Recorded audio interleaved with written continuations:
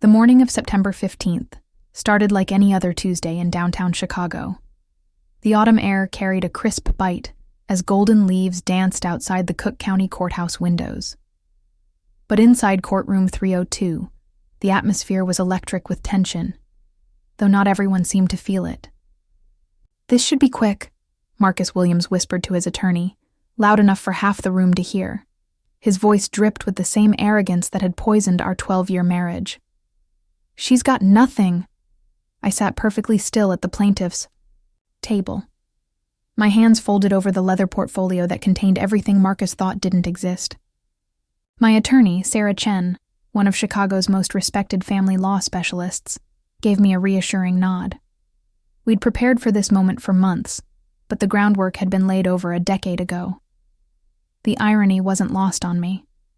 Marcus, in his $1,000 suit and Italian leather shoes, looked every inch the successful investment banker he'd become.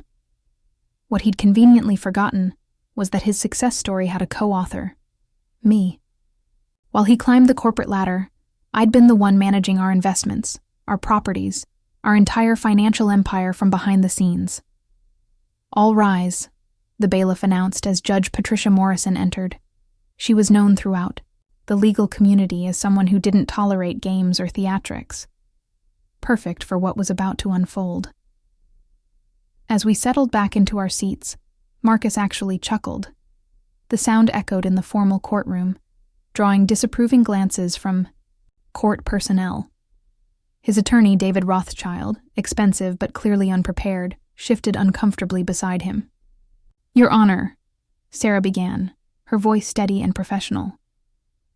"My client, Elena Williams, is seeking dissolution of marriage based on irreconcilable differences and requests equitable distribution of marital assets according to the prenuptial agreement executed on June 3, 2012.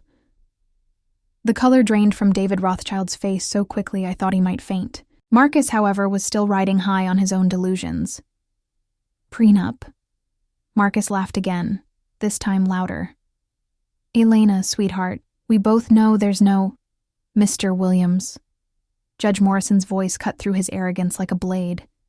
"You will address the court through your attorney or not at all." The first crack in Marcus's confidence appeared. His cocky grin faltered for just a moment before he leaned over to whisper urgently to his lawyer. From where I sat, I could see Rothschild frantically flipping through files, sweat beginning to bead on his forehead. Sarah opened her briefcase with deliberate precision, the sound of the latches clicking open resonating through the silent courtroom. She withdrew a thick document bound in blue legal backing and placed it gently on the table. "Your Honor, I'd like to submit Exhibit A, the prenuptial agreement signed by both parties on June 3, 2012, 11 days before their wedding ceremony." The transformation in Marcus was instantaneous and beautiful. His face went from smug confidence to confused panic in the span of a heartbeat. He grabbed his attorney's arm with enough force to leave marks. "That's impossible," he hissed, no longer caring who heard him. We never, but we had. And as Sarah handed copies to the judge, the court reporter, and Marcus's attorney, I remembered exactly how it had happened. 12 years ago, I wasn't the woman sitting in this courtroom. Today, I was Elena Rodriguez, a 28-year-old financial advisor with a master's degree from Northwestern, and dreams bigger than Marcus could ever imagine. I'd built my client base from nothing, working 18-hour days while pursuing my CFA certification. At night, Marcus was different then, or at least I thought he was. He was charming, ambitious, and seemed to genuinely respect my intelligence. When he proposed after 2 years of dating, I was over the moon. But I was also smart enough to protect myself. "A prenup?" he'd said when I brought it up 3 weeks before our wedding. We were in my Lincoln Park apartment, surrounded by wedding planning chaos. "Elena, baby, that's not very romantic." "Romance doesn't pay the bills or protect assets," I'd replied, keeping my tone light but firm. "It's just paperwork, Marcus. If we never need it, great. But if something happens..." He'd agreed so easily that I should have known something was wrong. What I didn't realize then was that Marcus had already decided he was marrying someone he could control and manipulate. In his mind, a prenup was meaningless because he'd never let me get to the point where I could use it. How wrong he was. As Judge Morrison reviewed the document, the courtroom remained pin-drop silent. Marcus kept whispering urgently to his attorney, who looked like he wanted to crawl under the table and disappear. The prenup was ironclad. I'd made sure of that. Every asset, every investment, every property acquisition was meticulously documented and protected. Mr. Rothschild, Judge Morrison's voice broke the silence. Were you aware of this prenuptial agreement when you agreed to represent Mr. Williams? David Rothschild's face had gone from pale to green. No, Your Honor. My client assured me that no such document existed. The judge's eyes moved to Marcus, who was now gripping the edge of the table so hard his knuckles were white. Mr. Williams, did you or did you not sign this document on June 3rd, 2012? For the first time in our entire marriage, Marcus Williams was speechless. The man who had spent 12 years telling me I was lucky to have him, who had dismissed my contributions and belittled my intelligence, couldn't form a single word. He stammered, his voice barely above a whisper. Your Honor, Sarah interjected smoothly. If I may direct the court's attention to page 7 of the prenuptial agreement, specifically section 4.2 regarding separate property designations. As she spoke, I felt a surge of satisfaction that I'd been waiting 12 years to experience. Every humiliation Marcus had put me through, every time he'd laughed at my little job or dismissed my opinions, every moment he'd made me feel small, it was all about to be balanced on the scales of justice.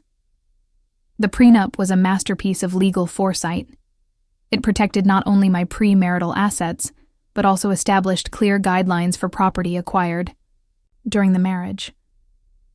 Most importantly, it included a clause that Marcus had signed without reading carefully, a clause that would prove to be his financial undoing. Judge Morrison looked up from the document, her expression unreadable but professional. Mrs. Williams, am I to understand that you maintained separate financial accounts and investments throughout your marriage? Yes, Your Honor, I replied, my voice steady and clear. As outlined in Section 3.1 of the prenuptial agreement, all investment income generated from my premarital portfolio remained separate property. Additionally, Section 6.3 details the protection of intellectual property rights related to my financial consulting business. Marcus's head snapped toward me so fast I thought he might give himself whiplash. For the first time, he was seeing me, really seeing me, not as the submissive wife he'd trained me to be, but as the strategic, intelligent woman I'd always been. The business. That was the nuclear bomb in our prenuptial agreement, and Marcus was about to discover it existed. Your Honor, Sarah continued, my client has been operating a highly successful financial consulting firm throughout the marriage. According to the prenuptial agreement, this business and all associated assets remain her separate property.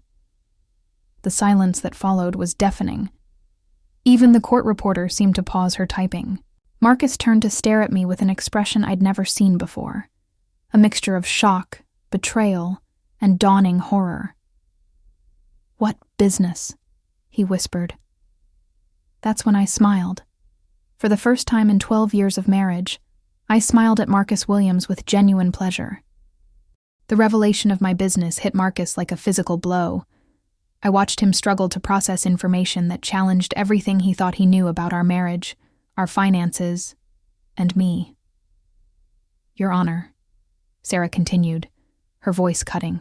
Through Marcus's confusion, Rodriguez Financial Consulting has been operating continuously since 2010, 2 years before the marriage.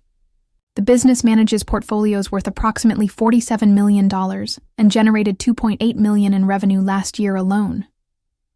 The gasps from the gallery were audible. Even Judge Morrison raised an eyebrow. But the most satisfying reaction was watching Marcus's attorney, David Rothschild, frantically scribbling notes, while his client sat frozen in disbelief. That's impossible.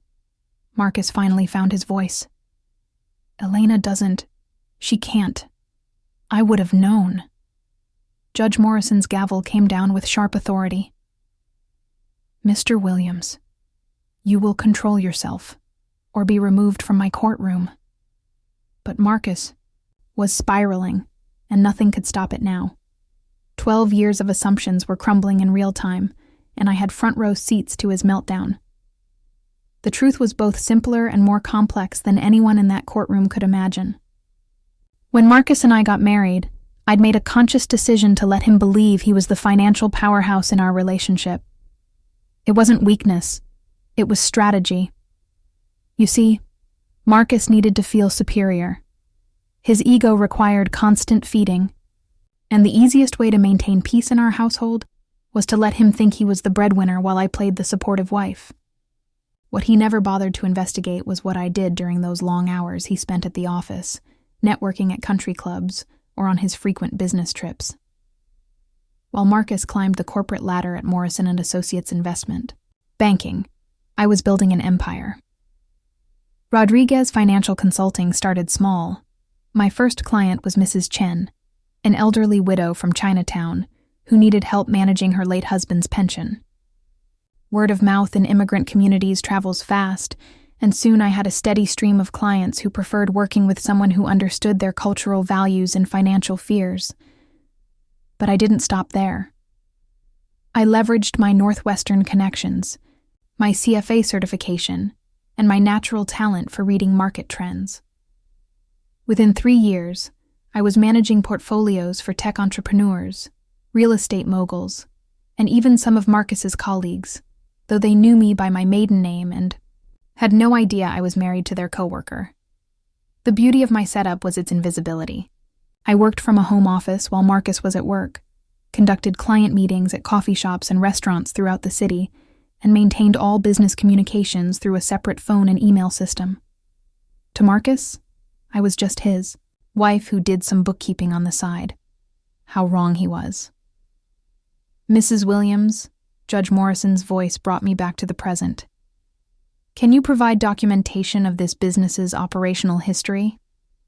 Of course, Your Honor. I opened my leather portfolio and withdrew a thick folder. These are the business registration documents, tax returns for the past 10 years, client testimonials, and audited financial statements. As Sarah distributed copies, I caught Marcus staring at me with an expression I'd never seen before. It wasn't just shock. It was fear. For the first time in our marriage, Marcus Williams was afraid of me. Your Honor, David Rothschild stood shakily, clearly improvising. Even if such a business exists, surely the marital residence and other joint assets are addressed in Section 8 of the prenuptial agreement, Sarah interrupted smoothly. The residence at 1247 Lakeshore Drive was purchased entirely with funds from my client's separate business account. The deed reflects this, listing Elena Rodriguez Williams as sole owner. Another bomb dropped. Marcus's face went from pale to gray. Our beautiful 4-bedroom home overlooking Lake Michigan, the house he'd bragged about to his colleagues, the address he'd used to establish his social status. It was mine. It had always been mine. The mortgage payments, Marcus croaked. I've been making the mortgage payments. Actually, I spoke for the first time since the hearing began. The house was purchased outright in 2015. There is no mortgage. The monthly payments you believed were going to a mortgage company were actually going into a joint household account that I maintained for utilities, maintenance, and property taxes. The silence that followed was profound.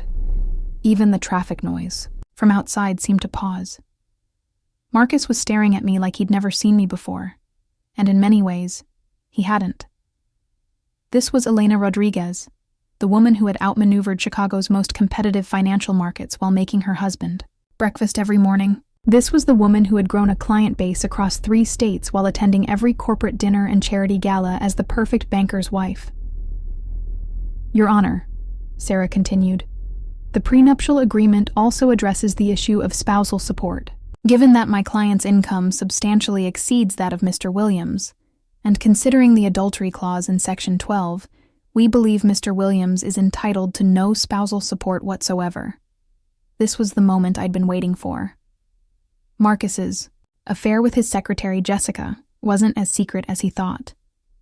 When you're married to a financial investigator, hiding expenses is nearly impossible. The hotel receipts, the jewelry purchases, the weekend trips he claimed were business conferences. I had documentation for everything. Adultery clause?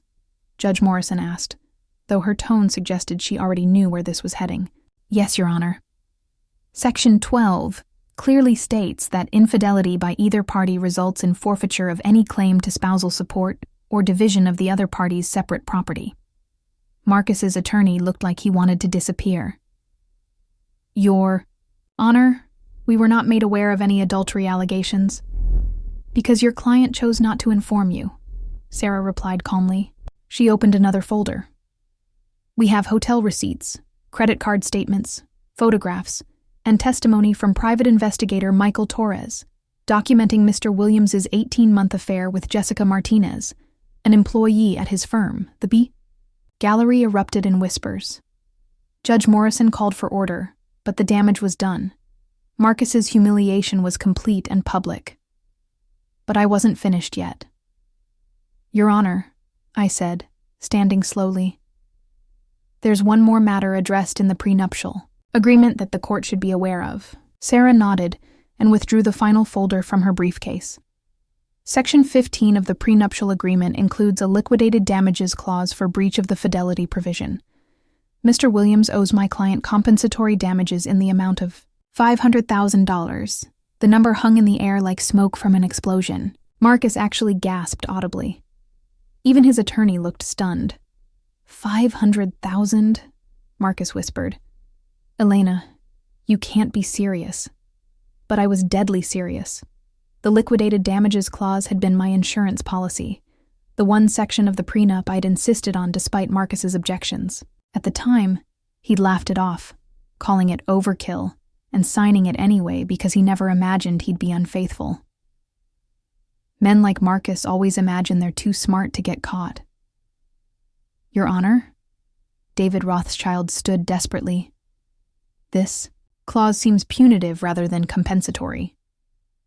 On the contrary, Judge Morrison interrupted, reviewing the document. The clause is clearly written, both parties signed it voluntarily, and it appears to be a reasonable liquidated damages provision.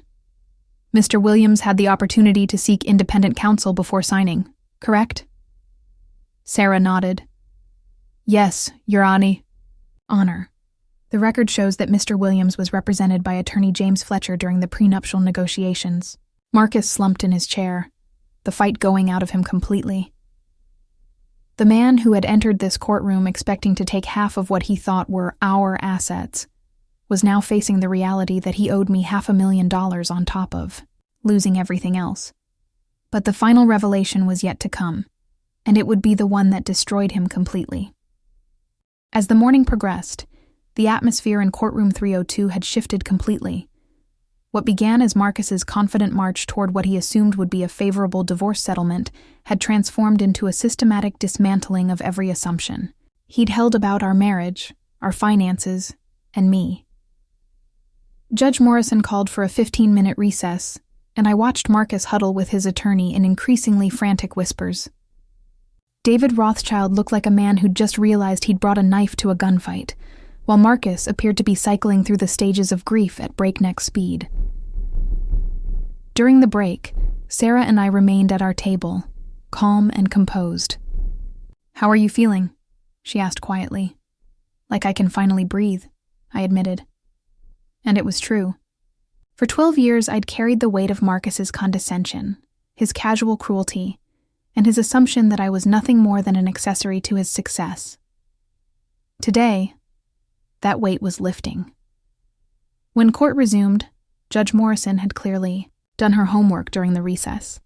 She'd reviewed every document, every clause, every detail of our prenuptial agreement. "Before we proceed," she announced, "I want to address the elephant in the room. Mr. Williams, did you read this prenuptial agreement before signing it?" Marcus struggled to find his voice. We We were getting married in 11 days. There was so much to do, and Elena said it was just standard protection stuff. I trusted her. The irony was exquisite. The man who had spent years telling me I was naive and too trusting was now claiming he'd signed a legal document without reading it because he trusted me too much. "Your Honor," Sarah interjected, "I'd like to direct the court's attention to the final section of the prenuptial agreement, Section 18, regarding business partnerships and undisclosed assets." This was it. The nuclear option I'd hoped never to use but had prepared for just in case. As Sarah spoke, I felt a familiar mix of anticipation and sadness. What I was about to reveal would end Marcus not just financially, but professionally and socially. Section 18 states that both parties must disclose all business interests, partnerships, and potential conflicts of interest, both at the time of signing and continuously throughout the marriage. Failure to do so constitutes fraud and renders any claims to marital property null and void. David Rothschild perked up slightly, perhaps thinking this clause might somehow help his client. "Your Honor, my client has been forthright about his employment at Morrison & Associates, but not about his side venture," I said quietly, my voice carrying clearly through the silent courtroom. The color that had been slowly returning to Marcus's face vanished again. He knew what was coming. "Your Honor," Sarah continued, opening what appeared to be the final folder in her arsenal, "Mr. Williams has been operating an undisclosed consulting business called MW Financial Solutions since 2018. This business has generated approximately $340,000 in revenue over the past 4 years, none of which was reported to my client or declared in their joint tax filings." The accusation hung in the air like a toxic cloud. Tax fraud was serious enough, but the implications went deeper.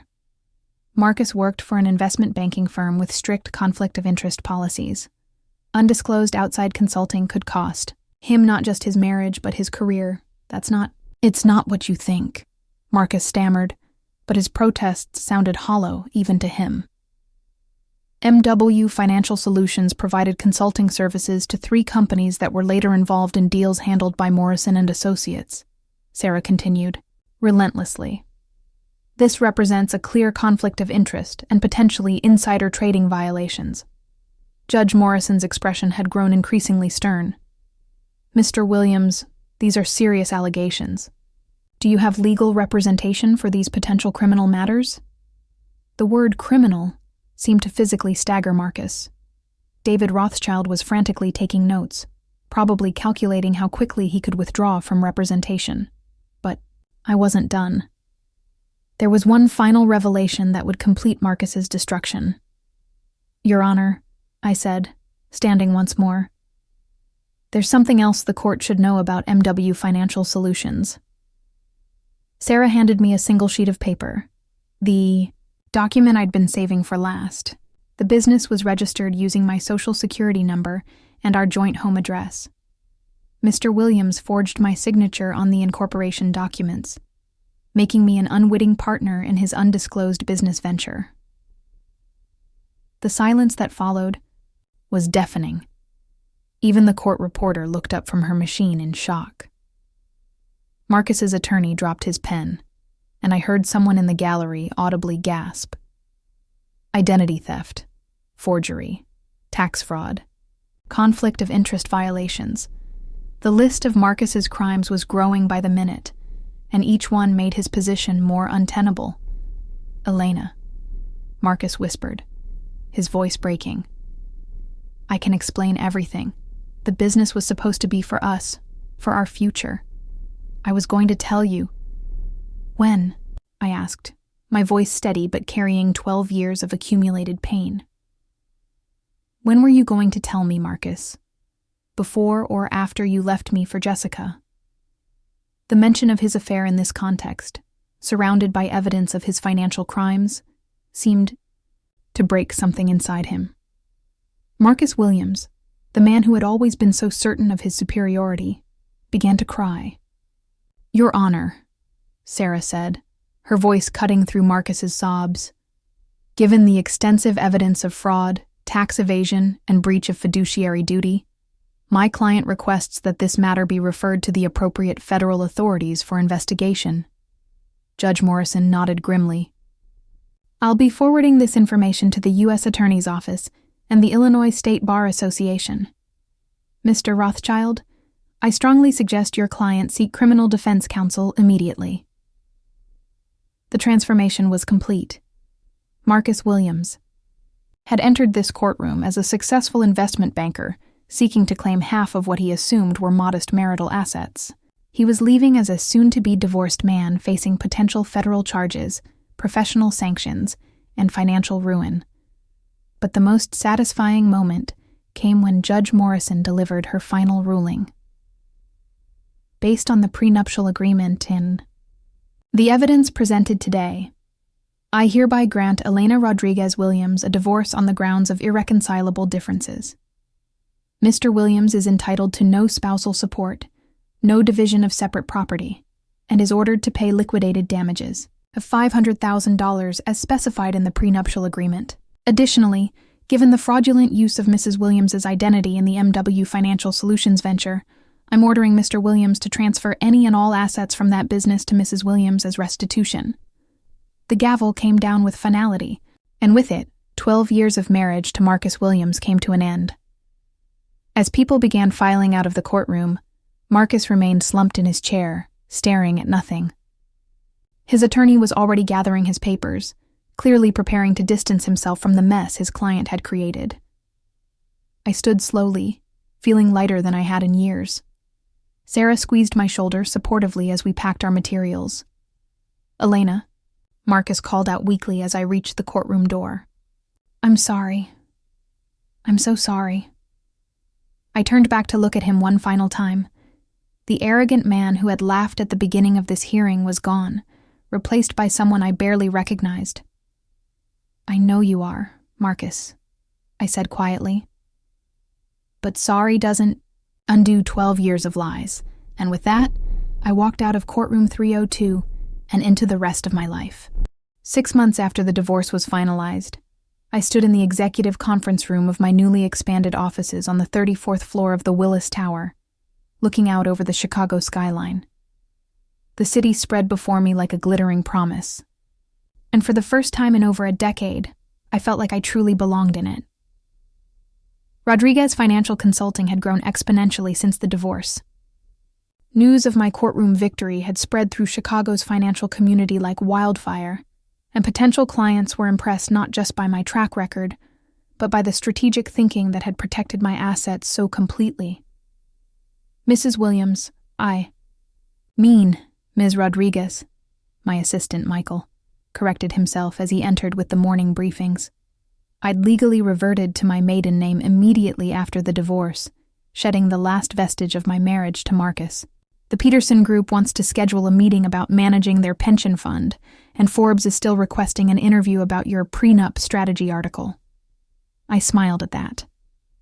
The article I'd written for Harvard Business Review about protecting business assets in marriage had become one of their most read pieces, spawning speaking engagements and consulting requests from around the country. "Schedule the Peterson meeting for Thursday, and let's do the Forbes interview next week," I said, reviewing the client portfolio summaries Michael had prepared. "Any word from the prosecutor's office?" Marcus's criminal case had been proceeding slowly through the federal system. The charges were serious: tax evasion, wire fraud, identity theft, and securities violations related to his undisclosed consulting business. His former employer, Morrison & Associates, had terminated him immediately and were cooperating fully with the investigation to avoid their own regulatory problems. His attorney filed another motion to delay sentencing, Michael reported. But Assistant U.S. Attorney Chen thinks they're just stalling. The evidence is overwhelming. I nodded, feeling neither satisfaction nor sympathy about Marcus's legal troubles. His choices had led him here, just as my choices had led me to where I stood today. The intercom buzzed, interrupting my thoughts. "Ms. Rodriguez, your 10 a.m. appointment is here. Send them in," I replied, straightening my jacket. Today's client was special. A young entrepreneur named Sophia Reyes, who reminded me of myself 12 years ago. Smart and ambitious, but navigating a relationship with someone who didn't seem to appreciate her potential. Sophia entered with her fiancé, a clean-cut man in an expensive suit who immediately reminded me uncomfortably of Marcus. They wanted to discuss a prenuptial agreement, and from their body language it was clear who had initiated the conversation. "Ms. Rodriguez?" Sophia began nervously. "Thank you for meeting with us. I've read about your case and I want to make sure I'm protected." Her fiancé, David, shifted uncomfortably in his chair. "I still think this is unnecessary, Sophia. We love each other. We're going to be married forever." The words hit me like an echo from the past. How many times had Marcus said something similar? How many women had I met over the years who'd trusted love to protect them from financial devastation? "David," I said gently, "can I ask what you do for a living?" "I'm in real estate development," he replied, puffing up slightly. "I've got several projects in the pipeline that are going to make us very comfortable." Us. There it was. The assumption that Sophia's success would automatically become his success, but not necessarily the reverse. "And Sophia, tell me about your business." Sophia's entire demeanor changed as she began describing her tech startup. Her eyes lit up, her voice became confident and passionate, and I could see the brilliant entrepreneur beneath the nervous bride-to-be. "We've developed an app that uses AI to help small businesses optimize their supply chains," she explained excitedly. "We've got seed funding from 3 major VCs, and we're projecting $2 million in revenue by next year." I glanced at David, who was checking his phone while his fiancée spoke about her life's work. Another red flag in a relationship that was apparently full of them. "That sounds incredibly promising," I said, meaning it. "And you want to protect that business in case—" I let the sentence hang in the air. "In case we get divorced," Sophia finished firmly. "I know it's not romantic, but I've worked too hard to build this company to risk losing it." David looked up from his phone, clearly annoyed. "Sophia, you're being paranoid. We're getting married, not entering a business merger." But that's exactly what marriage was. A business merger with romantic elements. I'd learned that lesson the hard way. "David," I said carefully, "how would you feel if someone asked you to sign a document that could potentially cost you millions of dollars without having a lawyer review it first?" He frowned, clearly not liking the comparison. "That's different. This is about love and trust." "Love and trust don't pay legal bills or protect assets," I replied, unconsciously echoing something I'd said to Marcus years ago. "Sophia, you're being smart. A good prenup protects both parties and actually strengthens a marriage by removing financial uncertainty." Over the next 2 hours, I walked them through the basics of asset protection, business succession planning, and the importance of full financial disclosure. David grew increasingly uncomfortable as we discussed scenarios where Sophia's business might be valued in the tens of millions, while his real estate ventures remained speculative. By the end of the meeting, Sophia was energized and determined. David was sullen and defensive. "I'll have my attorney draft a comprehensive agreement," I told Sophia as they prepared to leave. "Make sure you both have independent counsel review everything before signing." After they left, I stood again at my office windows, thinking about the cycles that seemed to repeat in every generation. Young women building empires while their partners assumed those empires would be shared without reciprocation. Men who confused love with ownership and partnership with control. My phone buzzed with a text from Sarah Chen, my divorce attorney, who had become a close friend. "Saw the news about Marcus. Thought you should know." I Googled Marcus's name and found the article immediately. He'd pleaded guilty to federal tax evasion and wire fraud charges in exchange for a reduced sentence of 18 months in federal prison. His law license had been permanently revoked, and he'd been ordered to pay $340,000 in restitution to the IRS. There was a quote from his attorney: "Mr. Williams deeply regrets his actions and looks forward to rebuilding his life after serving his sentence." I closed the browser and deleted the search from my history.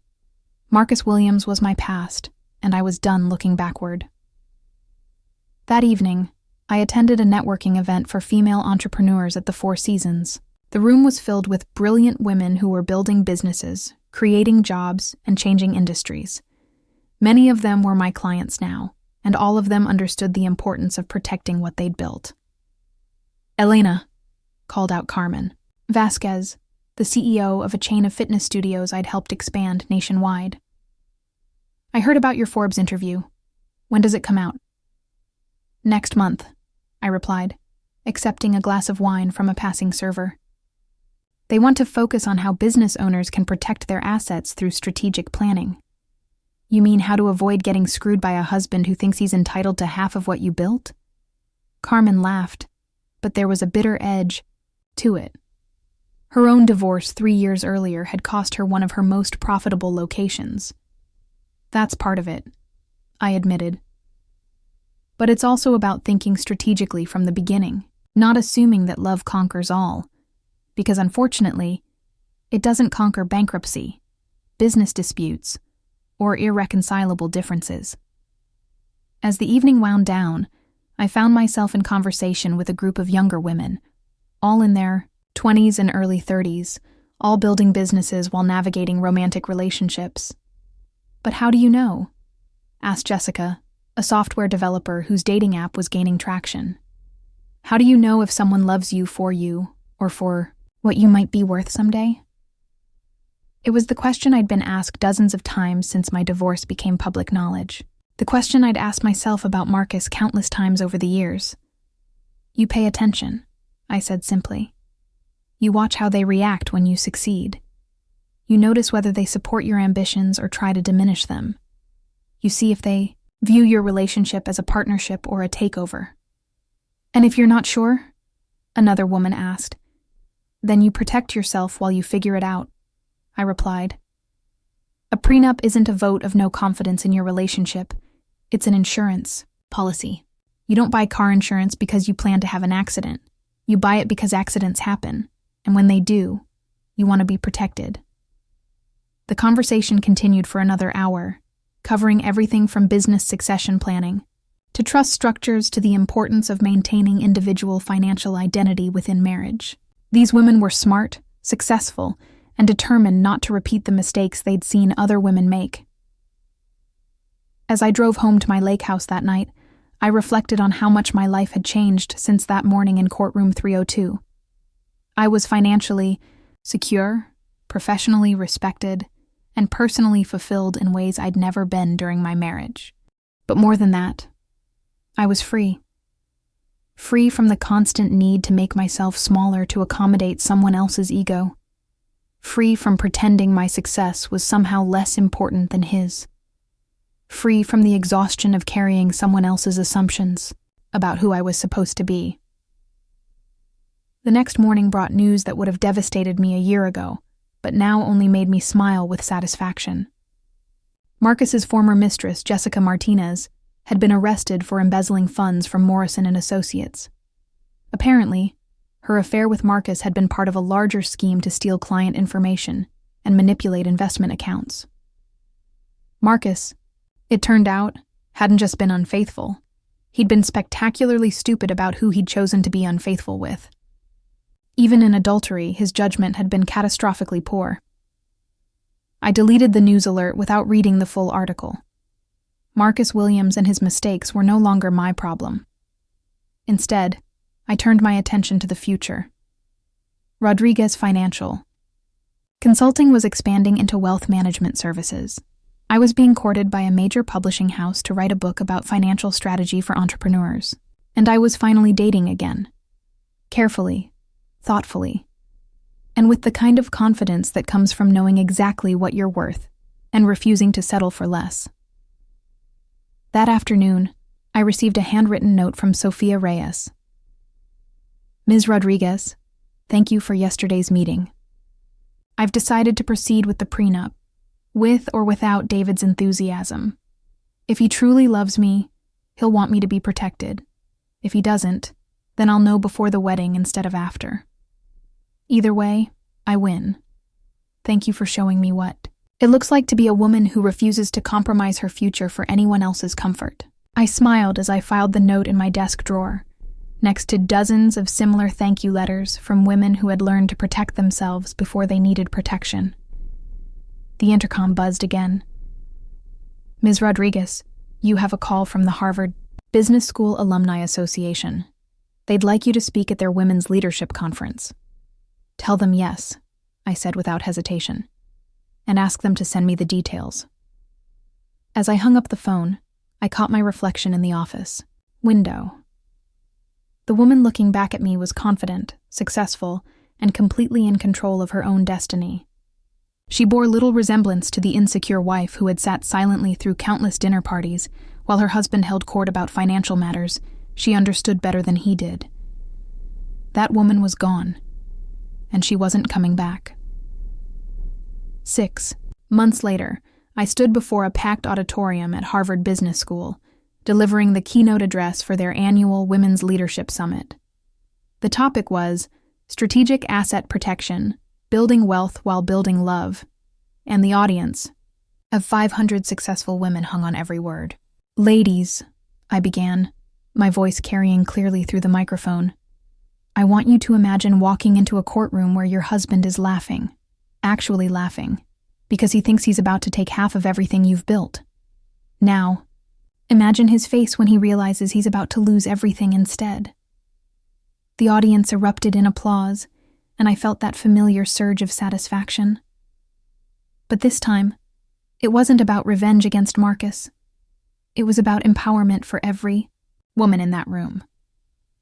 After my speech, the line of women wanting to speak with me stretched around the building. Each had a story, a concern, a fear about protecting what they'd worked so hard to create.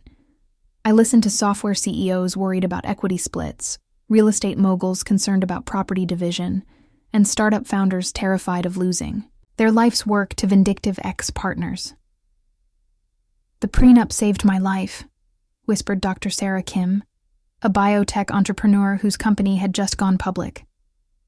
My ex-husband tried to claim he was entitled to half my patent royalties because he supported me emotionally during development. Thanks to your advice, he got nothing. These conversations continued for hours, each one reinforcing why I'd chosen to make asset protection education my mission. I wasn't just helping individual women. I was changing the conversation about marriage, money, and power dynamics in relationships. The real victory wasn't watching Marcus's face crumble in that courtroom 6 months ago. The real victory was every woman who now entered marriage with her eyes wide open and her assets protected. As I flew back to Chicago that evening, I reflected on the journey that had brought me here. The scared, diminished wife who had signed that prenup 12 years ago couldn't have imagined the confident, successful woman I'd become. She couldn't have envisioned building a multi-million-dollar consulting empire or speaking to Harvard audiences about financial empowerment. But she'd made one crucial decision that changed everything. She'd insisted on protecting herself before she needed protection. And that decision had saved not just my financial future, but my entire life. My phone buzzed with a text from Sophia Reyes. Elena wanted you to know, David and I broke up.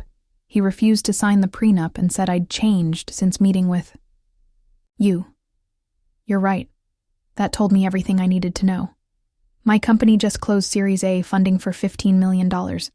Dodged a bullet thanks to you. I smiled and typed back. You saved yourself, Sophia. I just showed you the tools were already in your hands. And that, I realized, was the real lesson of my story. Not that all men are like Marcus, or that marriage is inherently dangerous, or that love always fails. The lesson was simpler and more powerful. Every woman has the right to protect herself. Every woman deserves a partner who supports that protection rather than resenting it. And every woman should enter marriage as an equal, not as a dependent hoping for the best. Marcus had laughed when the divorce hearing began because he'd assumed I was powerless. His laughter died when he realized I'd never been powerless at all. I'd just been strategic enough to let him think I was. That prenup hadn't just protected my assets.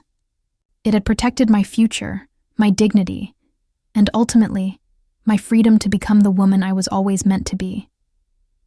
As the plane descended into Chicago, the city lights spreading out below like diamonds on velvet, I thought about all the women who would benefit from the lessons I'd learned the hard way.